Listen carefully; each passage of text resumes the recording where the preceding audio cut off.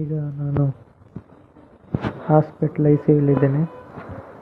ಇವತ್ತು ಧರ್ಮಸ್ಥಳದಲ್ಲಿ ಸೌಜನ್ಯ ಅವ್ರ ಮನೆಗೆ ಹೋಗೋ ರೋಡಲ್ಲಿ ಬಿಗ್ ಬಾಸ್ ರಜತ್ ಅವ್ರು ಇಂಟ್ರ್ಯೂ ತಗೋಬೇಕಾದ್ರೆ ನಾನು, ಕುಡ್ಲ ರಂಪೇಜ್ ಅಜಯ್ ಅವರು ಮತ್ತು ಅವ್ರ ಕ್ಯಾಮ್ರಾಮ್ಯಾನು ಸಂಚಾರಿ ಸ್ಟುಡಿಯೋ ಸಂತೋಷ್ ಅವರೆಲ್ಲರೂ ಇದ್ದಾಗ ಧರ್ಮಸ್ಥಳದಿಂದ ಆಟೋದವ್ರು ಬಂದು ಒಂದು 50 ಜನ ನನ್ನ ಮೇಲೆ ಅಟ್ಯಾಕ್ ಮಾಡಿದರು. 50 ಜನ ಆಟೋದವ್ರು ಬಂದು ನನ್ನ ಮೇಲೆ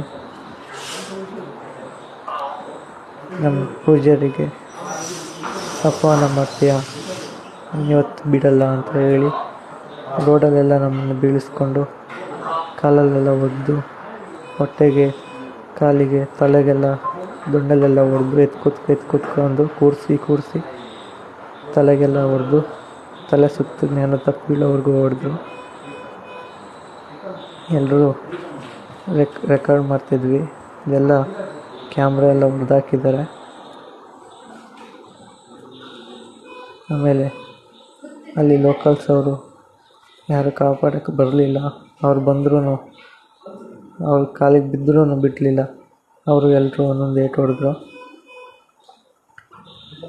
ಆನಂತರ ಆಮೇಲೆ ಈಗ ಹಾಸ್ಪಿಟ್ಲಿಗೆ ಕರ್ಕೊಂಡು ಬಂದಿದ್ದಾರೆ. ಅದು ಹಾಸ್ಪಿಟ್ಲಿಗೆ ICUಲಿದ್ದೀವಿ. ನಮಗೇನಾರು ಆದರೆ ಅವರೇ ಕಾರಣ. ಅಲ್ಲಿ ಲೋಕಲ್ಸ್ ಅವರು ನಮ್ಗೆ ಯಾರ್ಯಾರು ಹೊಡೆದ್ರು ಅನ್ನೋದು ಎಲ್ರಿಗೂ ಗೊತ್ತು. ನಮ್ಮ ಕ್ಯಾಮ್ರಾದಲ್ಲಿ ರೆಕಾರ್ಡ್ ಆಗಿದೆ.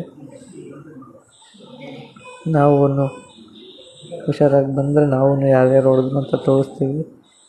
ನಮಗೇನಾರು ಆದರೆ ಹೇಳ್ದಂಗೆ ಅವರೇ ಕಾರಣ. ಈಗ ನಾವೆಲ್ಲರೂ ICUಲಿದ್ದೀವಿ.